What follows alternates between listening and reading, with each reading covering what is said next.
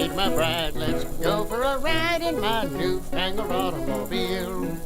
Just where we will go, nobody knows, but it's sure a great way to feel. Behind the wheel of the Speed Meter Steel, it's my newfangled automobile.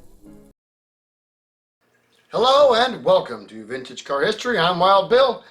In Detroit, Michigan, in the United States of America, is well known as the Motor City.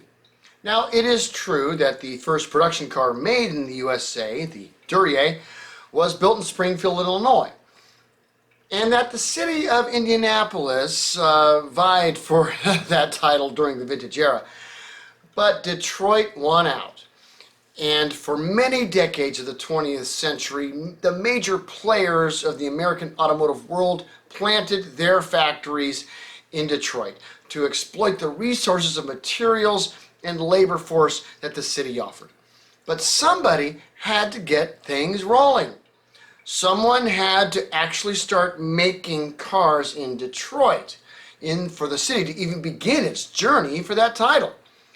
And the man who did this was, of course, Charles Brady King.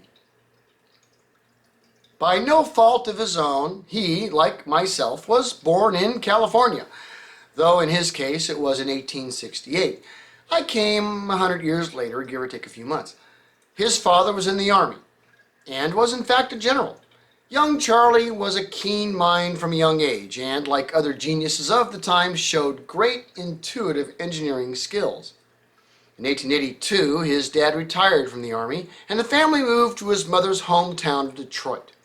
He finished his basic schooling there, and in 1886 went to college at Cornell University in New York to pursue his engineering degree. However, his father died 2 years later, and so he left college and returned to his family in Detroit. Once back home, he quickly got himself a job as a draftsman with the Russell Wheel and Foundry Company. While working there, he started designing some machines of his own. His talents were noticed by his employers, and a few years later gave him an important job. The World's Fair was going to be held in Chicago in 1893, and young Charles King was tasked to design and maintain the company's exhibit at the fair. Indeed, he had designed and built a new type of pneumatic hammer himself and displayed it at the fair as well. The fair had hundreds of exhibitors from the engineering world, and Charlie soaked it all in, seeing and studying the various engines, motors, and other innovations present. One of the wondrous new inventions present at the fair was a car, an early model built by Gottlieb Daimler. Though Daimlers of the time were not much more than horse carriages modified to take an engine, it got Charlie seriously thinking. His family was well off, and he himself had many resources at his disposal to invent with, not the least of which was being a senior engineer at a large foundry. He was under the opinion that the horseless carriage was the way of the future, and he set himself to design his own. He had a local friend, a Mr. John Lauer, who owned a machine shop in town, and so he agreed to let Charles to use his shop to make the various machine parts his invention would need and assemble it there. He started building in the spring of 1894. Mr. King concluded that Daimler, that inspired him, had some issues that needed to be addressed. First was power. The Daimler engine was a 3.5 horsepower two-cylinder flathead, and although it did work, it didn't have the gumption to handle much more than a gentle slope. Also, it was slow. 10 miles an hour with a tailwind was about all you'd get with the end of the world for this particular vehicle.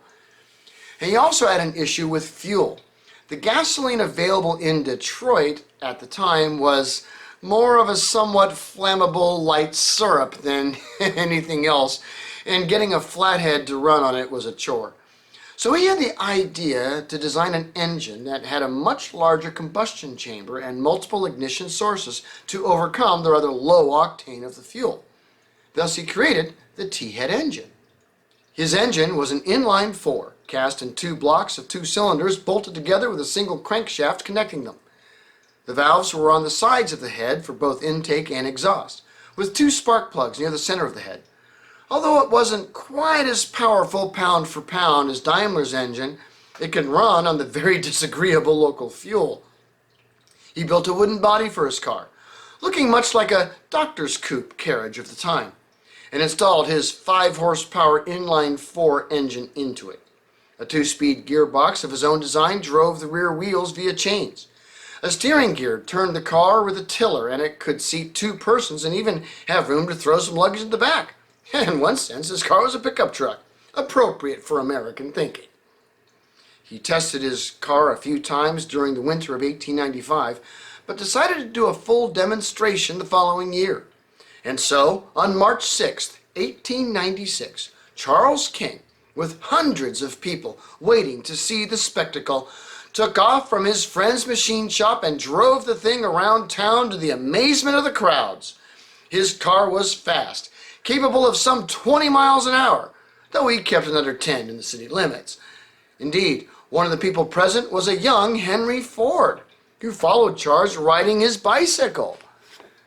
His joyride through Detroit was an instant success. Indeed, he was interviewed by the press when he reached his final destination, and when asked about his horseless carriage, he replied, "I am convinced that they will, in time, supersede the horse." And he was right. And at that very moment, the Motor City was born, and Charles Brady King was the proud father. Thanks for watching Vintage Car History. See you next week. Peace.